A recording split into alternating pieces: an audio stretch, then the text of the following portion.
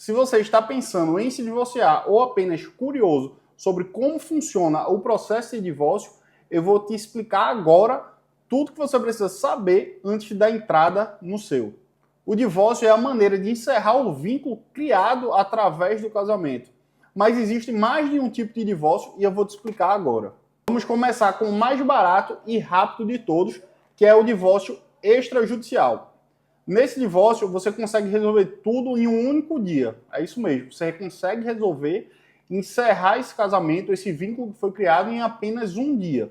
Mas para se utilizar dele, que é mais barato e mais rápido do que uma ação judicial, você precisa cumprir alguns requisitos. O primeiro ponto é que vocês precisam estar de acordo. O segundo ponto é que vocês vão precisar de um advogado. Mas como é amigável um acordo entre vocês, pode ser um único advogado para os dois. E um caso muito interessante sobre o divórcio extrajudicial é que agora é permitido realizá-lo mesmo em casos que existam filhos menores ou incapazes. Isso não era permitido até ontem, dia 20 de agosto, mas o CNJ alterou a sua resolução permitindo que fosse possível o divórcio extrajudicial mesmo existindo filhos menores ou incapazes. Com essa decisão, você ganha agilidade, mas é importante lembrar aqui que o Ministério Público continua participando e fiscalizando esse processo. E se ele observar algo que não esteja de acordo, esse processo poderá voltar ao judiciário. O segundo divórcio que vamos tratar aqui é o divórcio litigioso, quando as partes não estão de acordo com o divórcio ou algum termo dele. Nesse tipo de divórcio, você vai precisar ser representado por um advogado, tá? Nesse caso, um advogado para cada uma das partes ou um defensor público. E nele você vai poder tratar não só do divórcio, mas também da partilha dos bens, guarda das crianças, pensão alimentícia e o plano de convivência com essas crianças também. E por fim, temos o terceiro divórcio, que é o divórcio consensual, que é quando as partes concordam com todos os termos e levam para o judiciário apenas para realizar a averbação. Um único advogado pode representar os dois, diferente do divórcio litigioso. Aqui, como estão de acordo, um único advogado representa os dois junto ao Poder Judiciário. Esse processo é algo mais tranquilo e mais rápido do que o litigioso. Agora, o que a gente não poderia deixar de tratar nesse vídeo aqui é sobre a partilha de bens, até porque é uma grande geradora de discussão no momento do divórcio. Mas se você está gostando desse conteúdo, não esquece de deixar seu like e se inscrever no canal, porque assim você sempre vai receber o nosso conteúdo e faz com que outras pessoas que estejam precisando tenham acesso, cheguem a esse vídeo também. Mas vamos ao que interessa. Inicialmente, a gente precisa entender qual foi o regime de bens que foi escolhido no momento do casamento. Mas não se preocupa que a gente vai tratar todos eles aqui.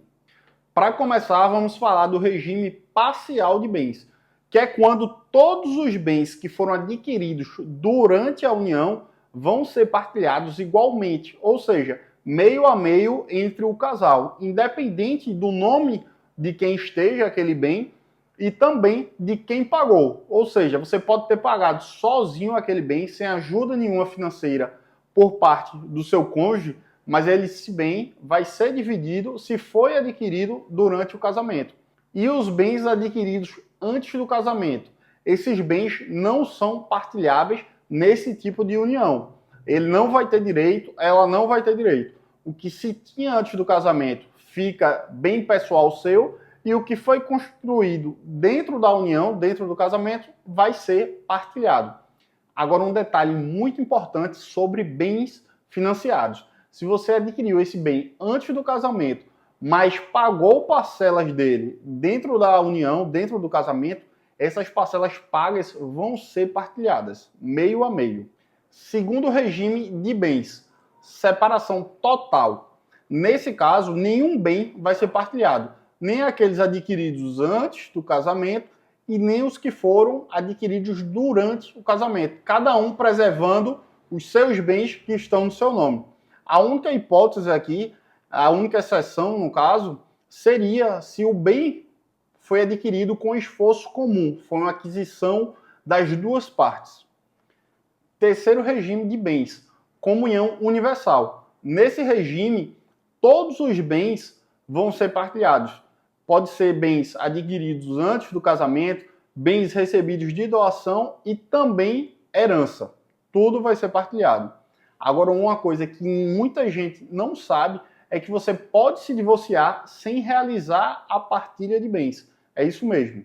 Mas tenha cuidado, porque se você escolher se divorciar sem realizar a partilha de bens, você vai ficar impedido de casar novamente e escolher o seu regime, porque ele obrigatoriamente vai ser separação total de bens. E você só vai poder mudar, alterar esse regime a partir do momento que realizar a partilha do seu primeiro casamento. Essa medida colocada em lei é para resguardar que exista uma confusão patrimonial do seu primeiro casamento com o segundo. E outro ponto do divórcio é a manutenção ou não do sobrenome de casada. E essa escolha é totalmente exclusiva da mulher. Ela vai decidir se vai manter o sobrenome do seu ex-marido ou se vai retirar e voltar a utilizar o seu sobrenome de solteira. E por hoje é só. Espero que você tenha gostado desse conteúdo. Não deixa de se inscrever no canal, dá o seu like e pode comentar aí sobre temas que vocês gostariam que fossem abordados, tratados aqui nos nossos conteúdos.